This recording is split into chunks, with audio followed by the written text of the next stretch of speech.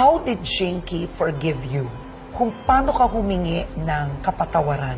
Nakita niya yung sincerity ko na nagsisi ako. Hindi ako nagsisi dahil hindi ako humingi ng tawad dahil sa iyo at nagbago ako para sa Panginoon. Naghihingi ako ng tawad sa Panginoon. Siyempre, bago ako patawarin ng Panginoon, hingi ako ng tawad sa iyo, everything like that. It's up to you if you forgive me, sabi ko ganun. This is me, nagawa ko na lahat yun, pero pinagsisihan ko lahat ng mga nagawa kong mga kasamaan. Sa tingin ko, hindi ako worthy to come before His presence. Pag nagdasal ako, luha ko because of, hindi ako karapat-dapat, hindi ako worth it na humarap sa Panginoon. Being a father, you have to establish your leadership in the home. Ganun parang, as a father, ipakita mo na ikaw ay tatay, at ipakita mo na ikaw ang padre de pamilya, na manage mo ng gusto yung household mo, yung pamilya mo, mga anak mo, pamilya mo, na napasunod mo sila